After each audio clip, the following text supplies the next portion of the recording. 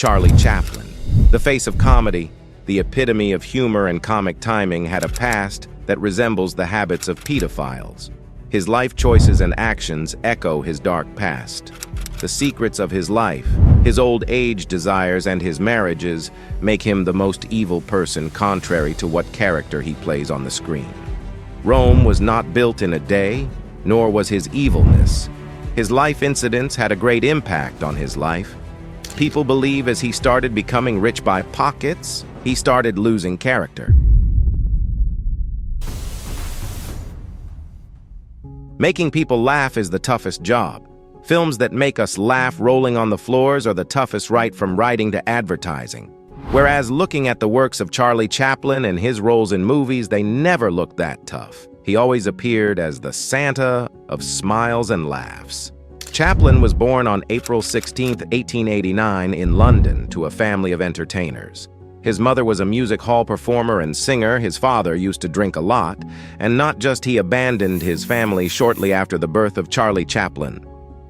Charlie Chaplin and his brother were in a public boarding school, but when their mother was no longer able to earn bread for the family, they had to work at workhouses. His life was tougher until he managed to make his footlight into dancing and performing arts. In 1898, his mother was committed to a mental asylum due to a psychosis caused by syphilis and malnutrition. She remained in care until she died in 1928, leaving the young Charlie and his brother Sidney to look after themselves. He eventually performed in a traveling vaudeville troupe that toured in the United States, where he caught the eye of silent film magnate Mack Sennett, who signed Chaplin to a film contract. After a series of silent shorts, including the birth of the tramp character Bowler Hat, Toothbrush Mustache, and Cane, Chaplin moved on to another production company and continued to churn out films at a prodigious rate. He was directing, starring, producing, and writing, sort of. Mostly, he was famous for improvising action and plot on the spot, says Sky History. And he was notoriously a pain to work with and for. He was a devout perfectionist, demanding take after take after take to get exactly what he wanted on film.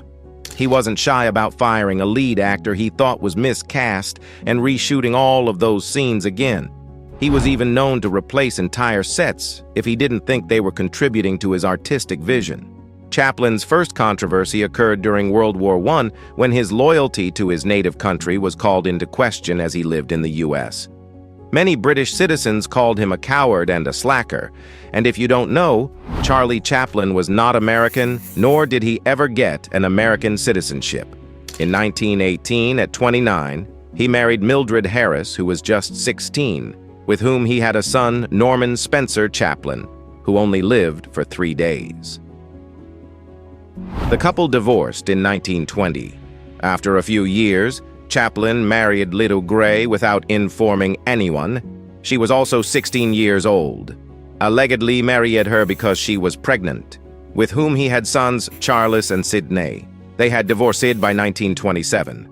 The actor also composed the music for many of his films, most notably the song Smile, which he wrote for Modern Times and was later covered by Nat King Cole, reaching number 2 in the UK charts.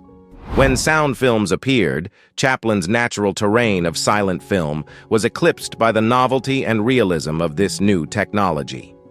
Chaplin was accused of being a communist by Senator McCarthy, and a file was produced that supposedly detailed his subversive political activities since 1922. His first talkie, The Great Dictator, in 1940, added heat to this accusation and caused a stir.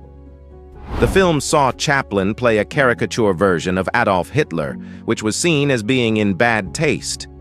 Despite this, it grossed over $5 million and won 5 Academy Awards. Charlie Chaplin's third marriage lasted from 1936 to 1942 and was to Paulette Goddard, the actress of his films The Great Dictator and Modern Times. He was 47 years old and Goddard was only 17 when they married. But he was not done yet. After marriage, she never had children, but she took care of her stepkids.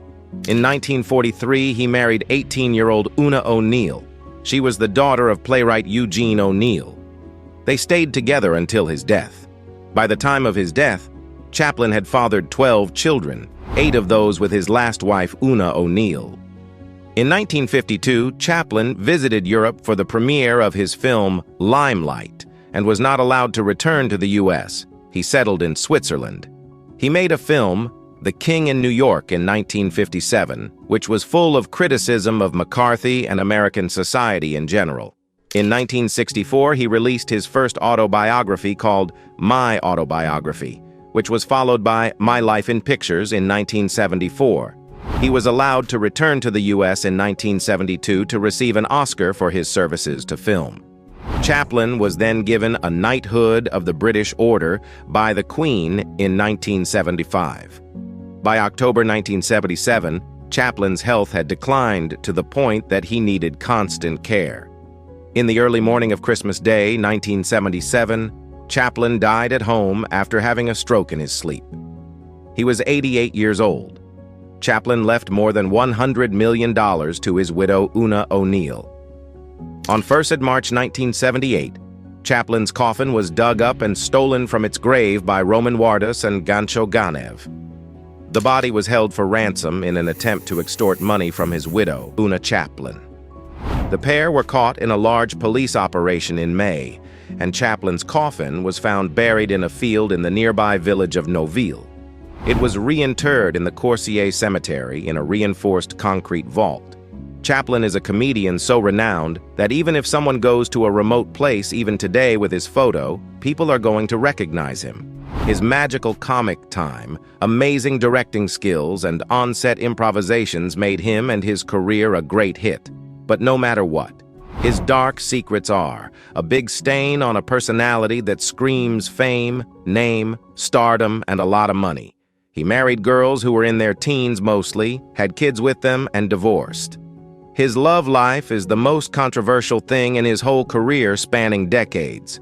His country referred to him as a coward, and also he never was loyal to the residing country U.S.